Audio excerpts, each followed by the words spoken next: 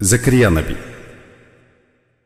പ്രവാചകന്മാർക്ക് ലഭ്യമായ വൈവിധ്യമാർന്ന അനുഗ്രഹങ്ങൾ വിവരിക്കുന്ന അനേകം കഥകൾ നാം കേട്ടു. ഒരു പുത്രനു വേണ്ടിയുള്ള സക്കരിയ നബി അലൈഹിസ്സലാമയുടെ പ്രാർത്ഥനയെ പരാമർശിച്ചുകൊണ്ട് തുടങ്ങുന്ന ഈ കഥയിൽ സവിശേഷമായ മറ്റൊരനുഗ്രഹത്തെക്കുറിച്ചാണ് നമുക്ക് കേൾക്കാനുള്ളത്. സച്ചരിതനും സ്നേഹനിധിയുമായ ഒരു പുത്രനെയാണ് അള്ളാഹുവോട് അദ്ദേഹം ചോദിച്ചത്. തൻ്റെയും യാക്കൂബ് കുടുംബത്തിൻ്റെയും പൈതൃകത്തെയും പാരമ്പര്യത്തെയും അനന്തരമെടുക്കുന്ന ഒരാൺകുഞ്ഞിനെ. പ്രായമേറെയെത്തിയ സന്ദർഭത്തിലായിരുന്നു സക്കരിയ നബി അലൈഹിസ്സലാമയുടെ അള്ളാഹുവിനോടുള്ള ഈ തേട്ടം. ശരീരം തീരെ ക്ഷീണിച്ചു പോയിരുന്നു, നരബാധിച്ചിരുന്നു. തൻ്റെ പ്രിയതമ പ്രസവിക്കുമെന്ന പ്രതീക്ഷ അസ്തമിച്ചു കഴിഞ്ഞിരുന്നു. പുത്രസൗഭാഗ്യം തീർത്തും അസംഭവ്യമായി തീർന്നിരുന്നു. പക്ഷേ അള്ളാഹു അദ്ദേഹത്തിൻ്റെ തേട്ടം സ്വീകരിച്ചു. ജനങ്ങളുടെ നിഗമനങ്ങളെയെല്ലാം തള്ളിക്കളഞ്ഞുകൊണ്ടുള്ള, ചിരപുരാതനങ്ങളായ അനുഭവങ്ങളെ അസാധുവാക്കിക്കൊണ്ടുള്ള അത്യപൂർവമായ സംഭവമായിരുന്നു അത്. അള്ളാഹു സക്കരിയ നബിക്ക് വിവേകശാലിയായൊരു പുത്രനെ പ്രദാനം ചെയ്തു. ചെറുപ്പത്തിൽ തന്നെ പക്വതയും വിജ്ഞാനവും നൽകപ്പെട്ടു. ബാലനായിരിക്കെ തന്നെ ഗ്രന്ഥം നൽകപ്പെട്ടു.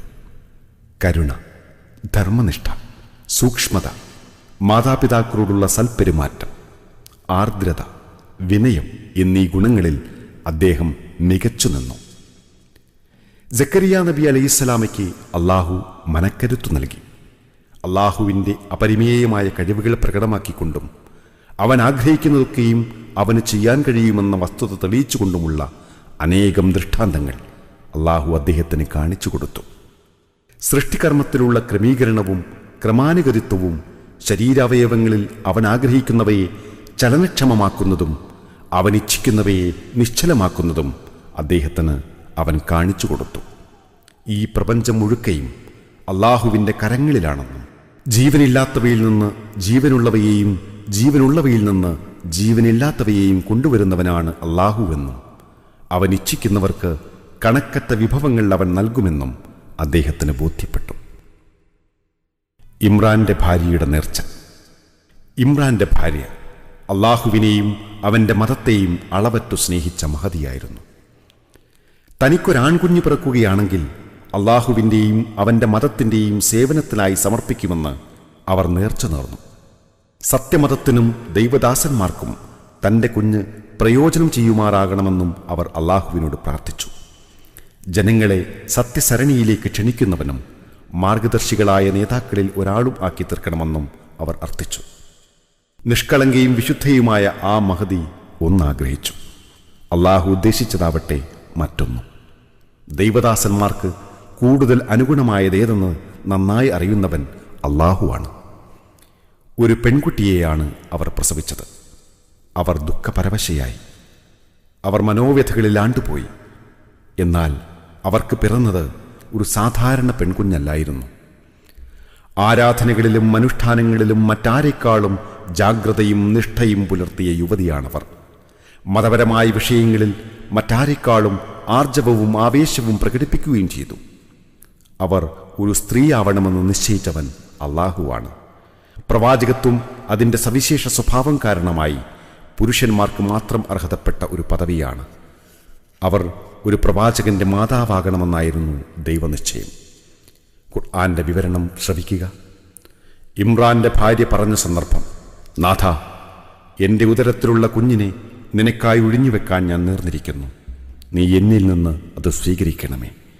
നിശ്ചയം നീ കേൾക്കുന്നവനും എല്ലാം അറിയുന്നവനുമാണ്. പ്രസവിച്ചപ്പോൾ അവർ പറഞ്ഞു: ഞാൻ പ്രസവിച്ചത് ഒരു പെൺകുഞ്ഞിനെയല്ലോ. അവർ പ്രസവിച്ചതിനെക്കുറിച്ച് കൂടുതൽ അറിവുള്ളവനത്രേ അള്ളാഹു. ആൺകുഞ്ഞ് പെൺകുഞ്ഞിനെ പോലെയല്ല. ഞാൻ അവൾക്ക് മറിയം എന്ന പേര് വിളിച്ചിരിക്കുന്നു. അവളെയും സന്തതികളെയും ശപിക്കപ്പെട്ട പിശാചിൻ്റെ ഉപദ്രവത്തിൽ നിന്ന് രക്ഷിക്കാനായി നിന്നിൽ ശരണം പ്രാപിക്കുകയും ചെയ്യുന്നു. മറിയം സക്കരിയ നബി അലൈഹിസ്സലാമയുടെ പരിചരണത്തിലാണ് കഴിഞ്ഞത്. അള്ളാഹുവിൻ്റെ കാവലും സംരക്ഷണവും അവർക്കുണ്ടായിരുന്നു. നിശ്ചിത പ്രദേശങ്ങളിലും നിർണിത കാലാവസ്ഥയിലുമായി മാത്രം വിളയുന്ന പഴവർഗ്ഗങ്ങളും ഫലങ്ങളും സ്ഥലകാല പരിഗണന കൂടാതെ യഥേഷ്ടം മറിയമിന് നൽകിക്കൊണ്ട് അള്ളാഹു അവരെ ആദരിച്ചു. മറിയം അതിൽ നിന്ന് ഭക്ഷിച്ചു. അതിൽ നിന്നൊരു പങ്ക് ദാനം ചെയ്തു. ഖുർആന്റെ വിവരണം കേൾക്കുക. അവളുടെ രക്ഷിതാവ് അവളെ സസന്തോഷം സ്വീകരിച്ചു. അവളുടെ സംരക്ഷണ ചുമതല സക്കരിയയെ ഏൽപ്പിക്കുകയും ചെയ്തു. മിഹ്റാബിൽ കടന്നു ചെല്ലുമ്പോഴെല്ലാം സക്കരിയ അവളുടെ സമീപം ഭക്ഷണം കാണുമായിരുന്നു. സക്കരിയ ചോദിച്ചു, മറിയം, നിനക്കിത് എവിടെ നിന്ന് കിട്ടി? അവൾ മറുപടി പറഞ്ഞു, ഇത് അള്ളാഹുവിൻ്റെ പക്കൽ നിന്നുള്ളതാണ്. അള്ളാഹു അവരുദ്ദേശിക്കുന്നവർക്ക് പരിധിയില്ലാതെ നൽകുന്നു. പ്രതീക്ഷ ജനിക്കുന്നു. സക്കരിയ നബി അലൈഹി ഇസ്ലാമിയുടെ മനസ്സിൽ അള്ളാഹു ഒരു തോന്നലുണ്ടാക്കി. തനിക്ക് വാർദ്ധക്യം പ്രാപിച്ചിരിക്കുന്നു. പ്രായാധിക്യത്തിൻ്റെ അസ്വാസ്ഥ്യങ്ങൾ പ്രകടമായിരിക്കുന്നു. നര ബാധിച്ചിരിക്കുന്നു. ഭാര്യയാവട്ടെ വന്ധ്യയും. ഇനി തനിക്ക് പുത്രസൗഭാഗ്യം തീർത്തും അസംഭവ്യം തന്നെ. എങ്കിലും നിർണിത സ്ഥലകാലങ്ങളിലായി വിളയുന്ന ഫലവർഗ്ഗങ്ങൾ സ്ഥലകാലങ്ങൾ ഭേദിച്ച് മറിയമിന് പ്രദാനം ചെയ്യാൻ കഴിയുന്ന അള്ളാഹുവിന് ഈ വാർദ്ധക്യത്തിൽ തനിക്കൊരു പുത്രനെ ദാനമായി നൽകാനും കഴിയും. ഇതായിരുന്നു അള്ളാഹു സക്കരിയ നബിയുടെ മനസ്സിലുണർത്തിയത്. അദ്ദേഹം ഹർഷപുളകിതനായി. അദ്ദേഹത്തിൻ്റെ ഹൃദയത്തിൽ പുത്തൻ പ്രതീക്ഷകൾ ഉണർന്നു. അദ്ദേഹം പ്രാർത്ഥനാനിരതനായി. എൻ്റെ രക്ഷിതാവേ, എനിക്ക് നീ ഉത്തമനായ സന്താനത്തെ നിന്റെ കഴിവിനാൽ പ്രദാനം ചെയ്യണമേ. നിശ്ചയം പ്രാർത്ഥന കേൾക്കുന്നവനാണു നീ. അദ്ദേഹത്തിൻ്റെ ഈ പ്രാർത്ഥന സഫലമാകാൻ മാലാഖമാരും അള്ളാഹുവിനോട് പ്രാർത്ഥിച്ചു. സക്കരിയ നബി അലൈഹി ഇസ്ലാമിയുടെ പ്രാർത്ഥന അള്ളാഹു സ്വീകരിച്ചു. അടുത്തു തന്നെ പിറക്കാനിരിക്കുന്ന സച്ചരിതനായൊരു പുത്രനെക്കുറിച്ച് അദ്ദേഹത്തിന് അള്ളാഹു ശുഭവാർത്തയറിയിച്ചു. പുലരാനിരിക്കുന്ന അസാധാരണവും അത്യപൂർവവുമായ ഈ സംഭവത്തിൻ്റെ സാധ്യതയ്ക്ക് തെളിവുകൾ വേണമെന്നായി സക്കരിയ നബി. മനുഷ്യൻ ധൃതിയിൽ സൃഷ്ടിക്കപ്പെട്ടവനാണല്ലോ. സക്കരിയ നബി ഇപ്രകാരം പ്രാർത്ഥിച്ചു, നാഥ, എനിക്ക് ഒരടയാളം പ്രത്യക്ഷപ്പെടുത്തി തരണമേ. അള്ളാഹു പറഞ്ഞു, 3 ദിവസം ആംഗ്യഭാഷയിലല്ലാതെ നിനക്ക് ജനങ്ങളോട് സംസാരിക്കാൻ കഴിയാതിരിക്കുകയെന്നതാണ് അതിൻ്റെ അടയാളം. നീ രക്ഷിതാവിനെ ധാരാളമായി സ്മരിക്കുക. പ്രഭാതത്തിലും പ്രദോഷത്തിലും അവനെ പ്രകീർത്തിക്കുകയും ചെയ്യുക. വസ്തുക്കളുടെ പ്രത്യേകതകൾ മാറ്റിമറിക്കാൻ കഴിയുന്ന അള്ളാഹുവിന് സംസാരശേഷിയുള്ള നാവിനെ ഒരക്ഷരം ഉരിയാടാനാവാൻ ശേഷിയില്ലാത്തതാക്കി തീർക്കാൻ കഴിയും. എന്തും കൊടുക്കാനും എന്തും തടയാനും ശക്തിയും അധികാരമുള്ളവനുമാണവൻ. അള്ളാഹുവിൻ്റെ ദൃഷ്ടാന്തങ്ങൾ അദ്ദേഹത്തിലും കുടുംബത്തിലും പ്രത്യക്ഷപ്പെട്ടു. ഒരു സുദിനത്തിൽ യഹിയ പിറന്നു. സക്കരിയ നബി അലൈഹി ഇസ്ലാമിയുടെ കണ്ണുകൾ കുളിർത്തു. ഖുർആൻ വിവരിക്കുന്നത് ശ്രദ്ധിക്കുക. സക്കരിയയെയും സ്മരിക്കുക. നാഥ, എന്നെ അനന്തരന്മാർ ഇല്ലാത്തവനായി ഉപേക്ഷിക്കരുതേ. നീ തന്നെയാണല്ലോ അത്യുത്തമനായ അനന്തരാവകാശി എന്ന് അദ്ദേഹം പ്രാർത്ഥിച്ച സന്ദർഭം. അദ്ദേഹത്തിന് നാം ഉത്തരം നൽകി.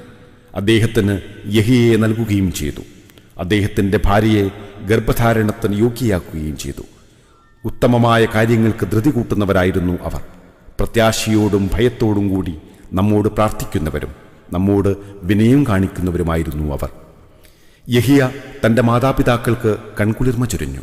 മഹാനായ പിതാവിൻ്റെ പ്രതിനിധിയായി അദ്ദേഹം അള്ളാഹുവിലേക്കും സത്യമതത്തിലേക്കും ജനങ്ങളെ ക്ഷണിക്കാൻ ഉത്സാഹം കാണിച്ചു. ചെറുപ്പത്തിൽ തന്നെ ആദരണീയതയുടെ അടയാളങ്ങൾ ആ വ്യക്തിത്വത്തിൽ പ്രത്യക്ഷമായി. ബാലനായിരിക്കെ തന്നെ ഉത്സാഹപൂർവം വിജ്ഞാനം കരഗതമാക്കി. സ്നേഹത്തിലും ധർമ്മനിഷ്ഠയിലും മാതാപിതാക്കളോടുള്ള സൽപെരുമാറ്റത്തിലും അദ്ദേഹം സമാന മനസ്കരിൽ നിന്ന് ഏറെ വ്യത്യസ്തനായിരുന്നു. ദൈവവചനങ്ങൾ സാക്ഷ്യപ്പെടുത്തുന്നത് കേൾക്കുക. കുട്ടിയായിരിക്കെ തന്നെ നാം അദ്ദേഹത്തിന് ജ്ഞാനം നൽകി. നമ്മുടെ പക്കൽ നിന്നുള്ള അനുകമ്പയും വിശുദ്ധിയും നൽകി. ധർമ്മനിഷ്ഠയുള്ളവനും മാതാപിതാക്കൾക്ക് നന്മ ചെയ്യുന്നവനുമായിരുന്നു അദ്ദേഹം. അദ്ദേഹം ക്രൂരനോ അനുസരണം കെട്ടവനോ അല്ലായിരുന്നു. ജനനനാളിലും മരണനാളിലും ഉയിർത്തെഴുന്നേൽപ്പ് നാളിലും അദ്ദേഹത്തിന് സമാധാനം.